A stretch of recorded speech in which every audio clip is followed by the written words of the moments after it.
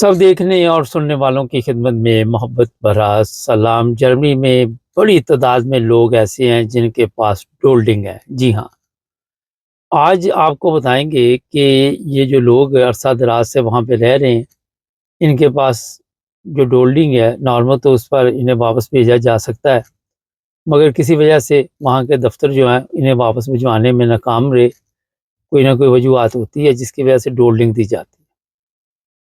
लेकिन दो चीज़ें जो नई गवर्नमेंट है वो करने वाली है।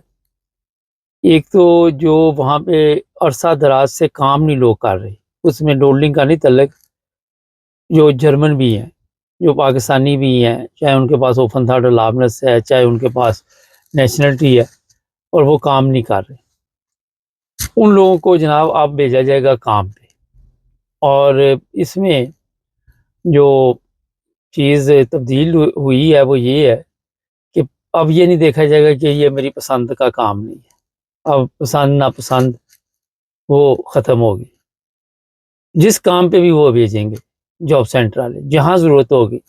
फ़र्ज़ करें आप का प्रूफ कुछ और है, मगर आपको कहीं स्टोरेज के लिए भेज देते हैं कि ये स्टोरेज का काम है, वहाँ पे जा करो, या कोई भी काम, या कहीं पे रोड साफ़ करने का, या कुछ भी भेज सकते हैं, तो आपको वो काम करना पड़ेगा। अगर आप नहीं करते तो वो आपको फिर पैसे नहीं देंगे, जिससे ज़ाहिर है आप मजबूरन कर कुछ ना कुछ तो करेंगे। तो ऐसे लोगों की तो हो गई छुट्टी।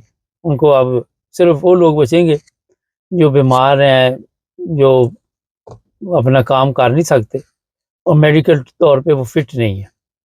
ऐसे लोग जो हैं उनके लिए बहरहाल ऐसी कोई सख्ती नहीं है। ज़ाहिर है वो तो काम कर ही नहीं सकते। तो ये जर्मनी की नई गवर्नमेंट ने जो सबसे पहला कदम उठाना है वो ये वाला है। ठीक है जी। अब आ जाते हैं डोल्डिंग की तरफ। मैंने कहा था दोनों प्रोग्राम इकट्ठे कर लें। जो लोग डोल्डिंग पे हैं उनको वहाँ पे सोचा जा रहा है कि लीगल किया जाए लोगों को। जो नई गवर्नमेंट आएगी वो इस पर बड़ी तेज़ी के साथ काम करेगी। अगर तो वो लोग जो डोल्डिंग पे हैं, और जो भी लोग डोल्डिंग पे हैं वहाँ पे, अब देखा जाएगा क्योंकि डोल्डिंग डोल्डिंग की भी यही कैटेगरी है वहाँ पे ना, उनको वहाँ पे बहरहाल लीगल करने के लिए ऐसे कवानीन फौरी तौर पर लाने के बारे में सोचा जा रहा है। और उनको वहाँ पे फिर ज़ाहिर है काम भी मिलेगा और वक़्त दिया जाएगा कि आपने ज़ुबान भी सीखनी है, काम का भी करना है। तो ये जर्मन गवर्नमेंट एक ऐसा कदम उठा रही है। अब सीडीओ के लिए अफ़वादें भी उठ रही हैं कि जनाब आप ये जो कुछ कर रहे हैं, पहले वादे तो आपने कुछ और किए थे, मगर ज़ाहिर है जब वोट लेना होता है तो वादे कुछ और होते हैं। लेकिन गैर मुल्कियों के लिए कोई इतना बड़ा इशू नहीं बनने वाला वहाँ जर्मनी में, क्योंकि एसपीडी साथ मिली हुई है। एसपीडी ने वो कवानीन जो थे गैर मुल्कियों के लिए बेहतर किए थे, और वो किसी सूरत भी ये कवानीन दोबारा बदलने वाले नहीं है वहाँ।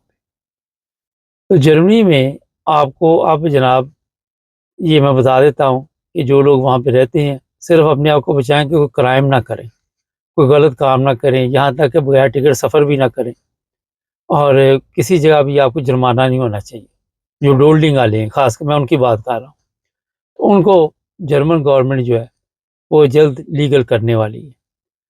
और शायद आने वाले दिनों में आपको ये खबर भी मिल जाए, जिस तरह मैंने बताया कि काम वाली खबर।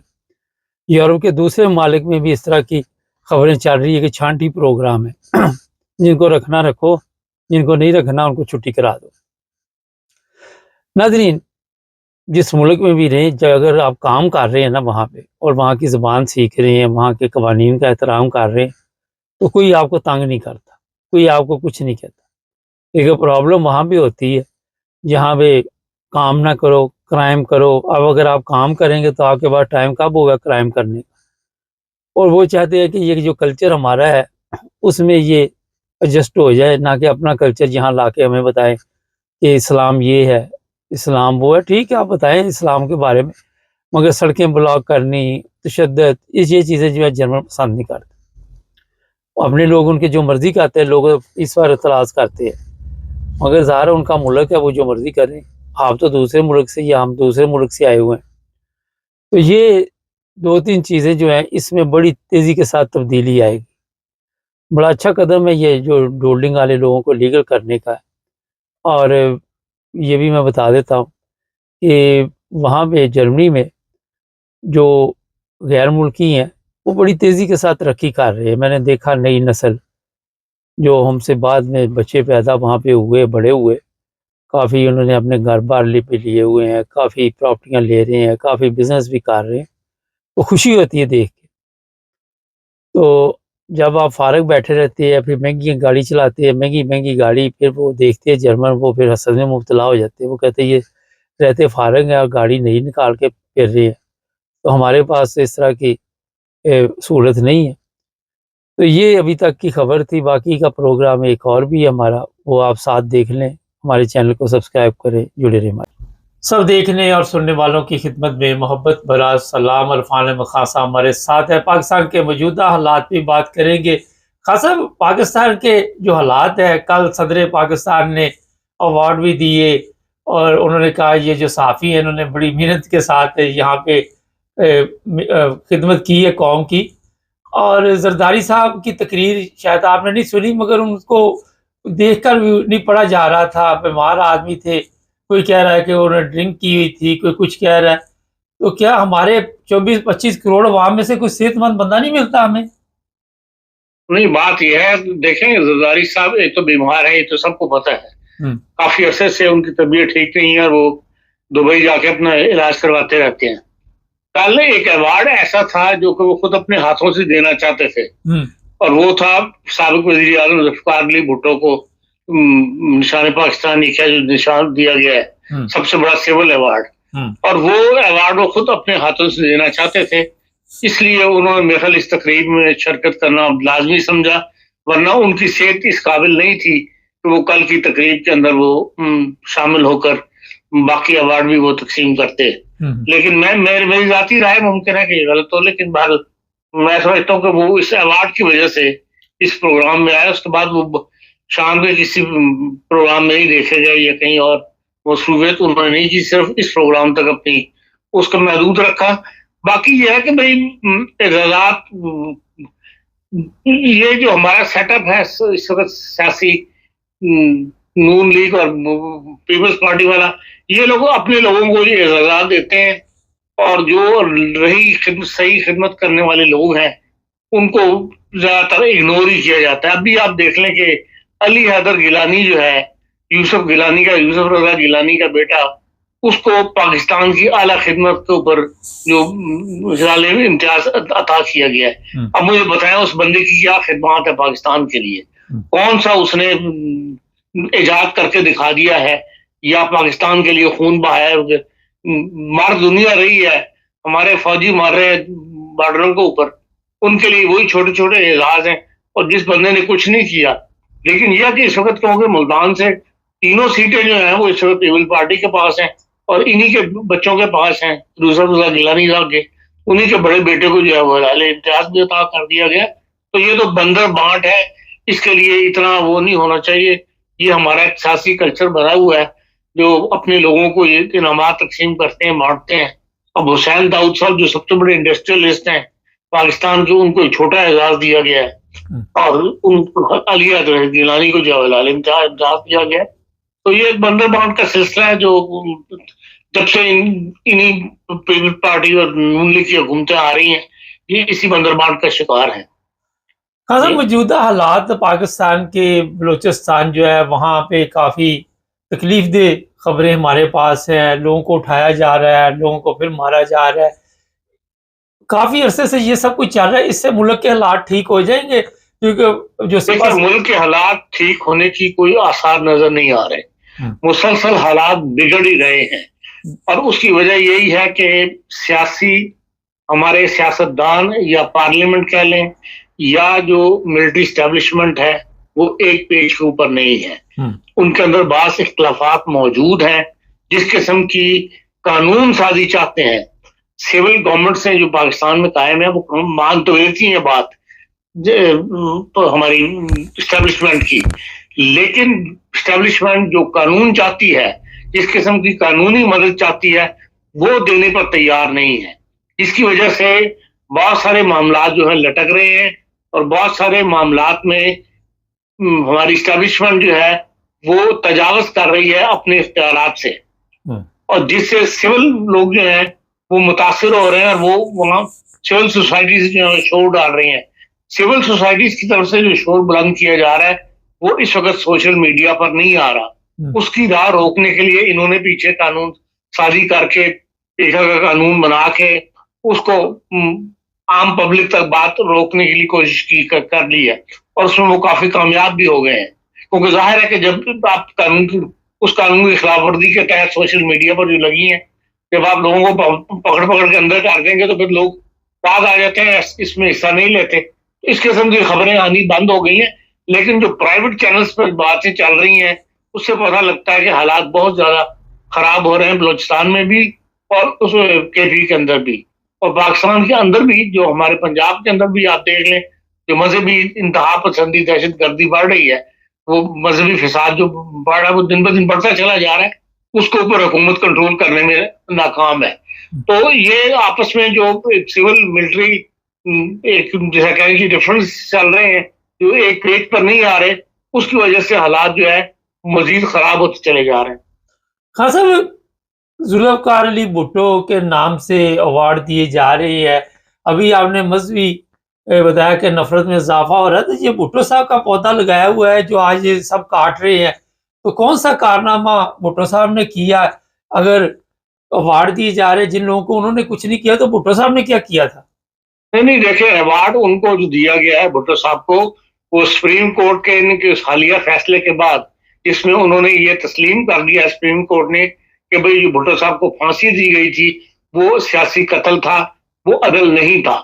उसको उसके इनाम में तौर पर कि भाई जो रोना धोने के लिए, जो पहले आज तक भुट्टो साहब को मुजरिम के तौर पर जाना जाता था तारीख के अंदर, वो सुप्रीम कोर्ट के फैसले से बदल गया है। तो उसको इज्जत बख्शने के लिए सुप्रीम कोर्ट के फैसले को उन्होंने ये भुट्टो साहब को बयान दिया है। बाकी भुट्टो साहब ने जो किया था वो हर फील्ड के अंदर उन्होंने जो गन पाकिस्तान की सियासत में डाला वो आज तक हम भुगत रहे हैं। इसमें सबसे बड़ा जाति जो है वो मजहबी तौर पर जो कहना चाहिए मुल्क के अंदर जो उन्होंने तकसीम कर दी है, सोसाइटी को फाड़ के रख दिया है, उसका फल जो है वो पूरा मुल्क जो है वो रोज खा रहा है। और रोज बदअमनी और मौलवी की कोई चैन नहीं पड़ रहा। रोज नई से नई, पहले सिर्फ कहते थे जी मेहराब पे रुख नहीं होनी चाहिए, फिर हो गया जी मीनारे नहीं होने चाहिए, उसके बाद अब आ गया जी अब इस पे आ गए कि ये इस टाइम पे इबादत नहीं कर सकते कि ये इस्लामी चाह रहा है। हर चीज में बढ़ते से बढ़ते चला जा रहा है, और ये सियासी हुकूमतें जो हैं ये इसको कबूल करती चली जा रही है, बजाय इसके कि इसके खिलाफ एक्शन लें, ये इसका कोई सियासी हल तलाश करें, या मुल्क में ऐसा कानून लेकर आए जिससे ये बदअमनी का रास्ता जो है वो बंद हो।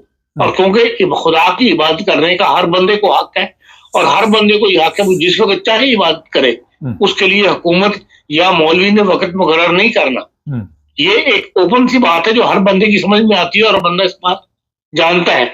लेकिन पाकिस्तान एक ऐसा बदकिस्मत मुल्क है इस लिहाज से कि कोई एक आवाज जो है वो इसके खिलाफ नहीं उठती। जो कुछ इस वक्त तहरीक लब्बैक कर रही है वो क्या जो रहमतुल आलमीन अथॉरिटी बनाई गई है उसको नजर नहीं आ रही।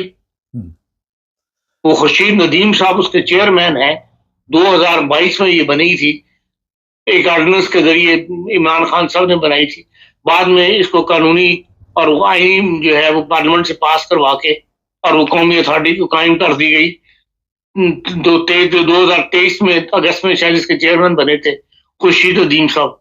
कहने को तो वो कहते हैं कि मैं उसका गांधी का शागिर्द हूँ, लेकिन क्या जो कुछ हो रहा है एमओ के साथ तो उनको नजर नहीं आ रहा, और सारे या रसूलुल्लाह का नाम का नारा लगा रहे हैं, लेकिन वो भी खामोश है।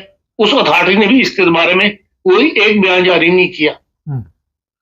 पूरी सोसाइटी जो है वो इस वक्त उन चंद जो सरपसंद मौलवी है तहरीक लद्दाख पहले उनके आगे सरेंडर कर गई हुई है। ये एमडी को नुकसान जो हो रहा है वो तो उठा ही रहे हैं, लेकिन इसका मुल्क को जो आइंदा नुकसान होगा आइंदा आने वाले दिनों में या आइंदा आने मुस्तकबिल में उसका हम अंदाजा नहीं कर सकते। हाँ साहब, कल एक लड़के को कत्ल कर दिया गया, वो क्रिश्चियन बरादरी से तल्लक रखता था। उसे जनाब कहा गया कि ये जो रद्दी आप इकट्ठी करते हैं, आप या तो मुसलमान हो जाएँ क्योंकि इसमें ऐसे कागज़ात होते हैं और जिसका आपको पता नहीं उसकी बेहुरमती होगी। और उसने कहा नहीं मैं मुसलमान नहीं हो सकता, तो उसे कत्ल कर दिया गया ये शेखपुरा के इलाके में। तो आप क्या समझते हैं कि इस तरह इस्लाम फैलेगा जिस तरह ये बता रही हैं? देखिए, ये तो मौलवी के एक वो अनासर है जो मज़हब के नाम पर फ़साद पैदा करना चाहते हैं। इनका मकसद इस्लाम फैलाना नहीं है, ना इस्लाम की मोहब्बत में ये कर रहे हैं। ये सब शरपसंद अनासर हैं, जिन्होंने मज़हब का लिबादा ओढ़ा हुआ है और इनको रोकना, इनको पकड़ना, इनके आगे हिसार खड़ा करना, ये हुकूमत का काम है, रियासत की ज़िम्मेदारी है। लेकिन हुकूमत, रियासत, अफ़राद, माशरा, सोसाइटी सब इस पर खामोश हुए हैं और जिसकी ये कीमत अदा करेंगे। हाँ साहब, कल कॉमर्स में एक साहब ने लिखा कि इतना बड़ा जुल्म हो रहा है, मजहबी जो नफरत फैलाई जा रही है और मजहब के नाम पे लोगों को तकलीफें दी जा रही है, कत्ल किया जा रहा है, तो कोई इंटरनेशनल लेवल पे बात नहीं उठ रही, कोई इंसानी हकूक की तंजीम इस पे बात नहीं कर रही।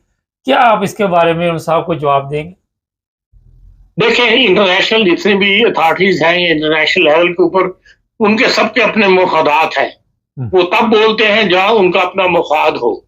आप देख लेंगे जहां फलस्तीन को हमास का के नाम के ऊपर इन्होंने पूरा का पूरा इलाका खत्म कर दिया, 50,000 से ऊपर फलस्तीनी जो है, वो कल की रिपोर्ट ये थी कि उन्हें हलाक कर दिए गए हैं। उसके ऊपर कौन बोला है? स्वाय बयानबाजी के हैं।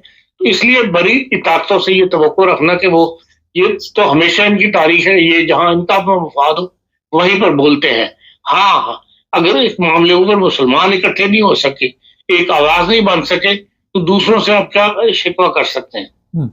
तो खान साहब, जो आज आप पाकिस्तान देख रहे हैं, 50 साल पहले तो बड़ी बेहतर जिंदगी थी, मगर अब तो वहां पे ये नहीं कि सिर्फ एमयू के लिए मुश्किलात है, दूसरे लोग भी इसका शिकार बन रहे हैं और लोग दूसरे भी जेलों में हैं।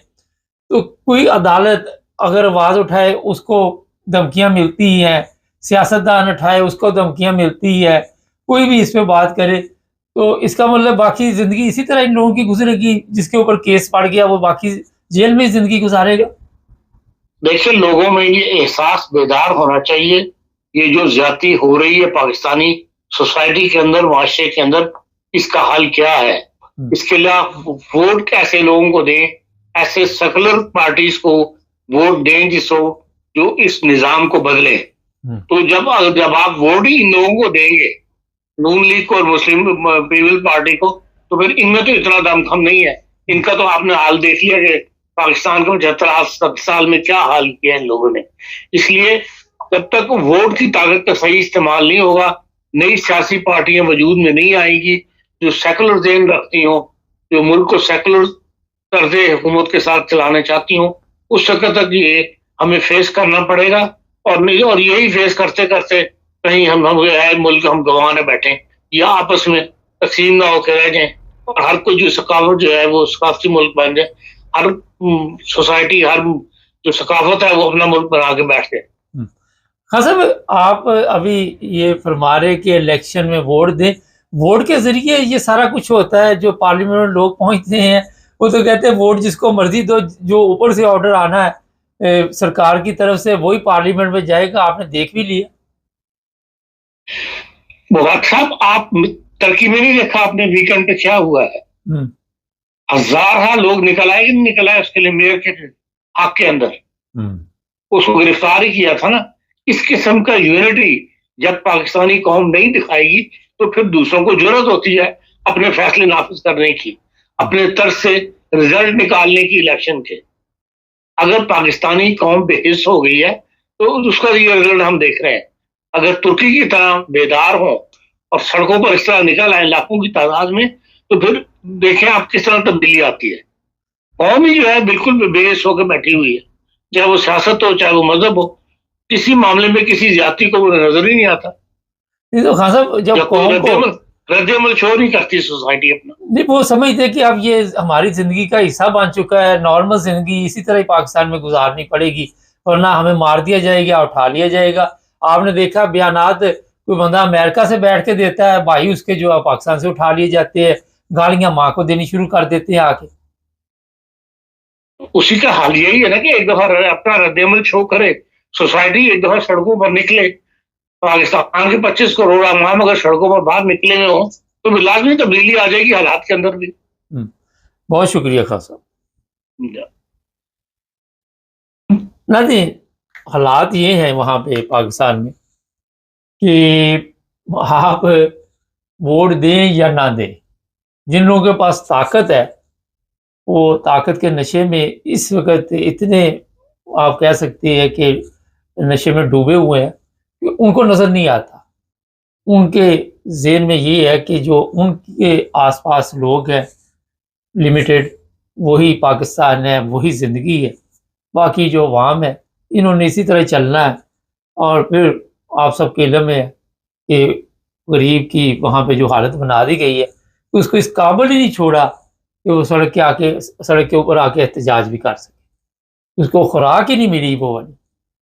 देखते हैं क्या बनता है। लेकिन खान साहब ने जो एक बात कही वो बड़ी अहम थी कि ये ना हो कि हम ये मुल्क जो है वो गंवा ले। अब जब इस तरह की बात करेंगे तो कॉमर्स में एक आधा ऐसा आ जाएगा, उसको नज़र भी आ रहा है ये सब कुछ गलत हो रहा है, और वो कहेगा नहीं नहीं ऐसी बात नहीं हो सकती। आधा मुल्क चला गया, हो गई थी ना बात। तो जहाँ आधा चला गया, आज जो बलूचिस्तान के हालात बने हुए हैं खैबर पख्तूनख्वा के, आप क्या समझते हैं कि ये इसी तरह चलता रहेगा? हमारे चैनल को सब्सक्राइब कर लें, जुड़े रहें हमारे साथ।